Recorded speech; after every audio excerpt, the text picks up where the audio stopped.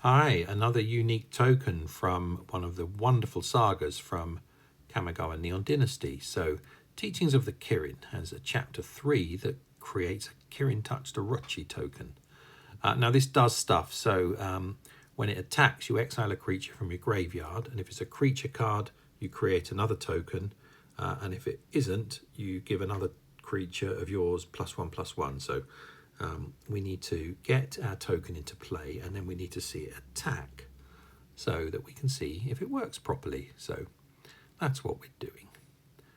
You'll notice I'm playing against one of the weak event opponents. It's always the way to do these things, because you get to actually do stuff and not constantly have your things removed off the board by random human opponents.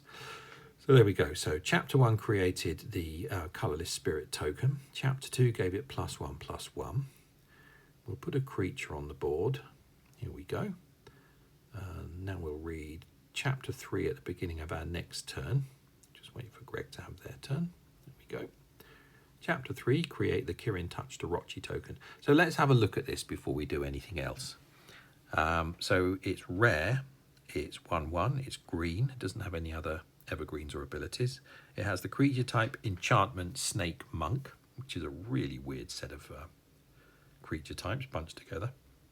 And it has, when this creature attacks, exile the first card from your graveyard. If it's a creature card, create a Kamigawa colourless spirit token. And if it's a support or spell card, target creature you control gets +1/+1. So we'll see that in action. And here's the artwork. Again, really nice, interesting mix of stuff. It looks like a kind of metal vase with a creature on it.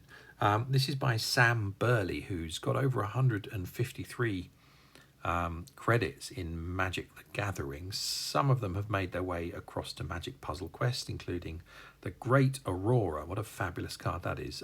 Zendikar's Royal is one of Sam's, but most of what he does is basic lands, so those will only exist in paper, but he's done it's like half his output is basic lands, and they're really nice. Go and have a look. There we go. Right, we need to wait for our next turn for this to lose summoning sickness so that it can attack. We can exile a card from our graveyard, and we can see that we'll either make a spirit token or we'll give something +1/+1. Let's get rid of that thing first, and let's see. So that attacks, Kirin attacks, and it wants to give something +1/+1. So we've obviously discarded a support or a spell card. So we'll give our little spirit token the +1. So that seems to work really nicely, doesn't it? That's absolutely brilliant. So that is the Kirin-Touched Orochi token.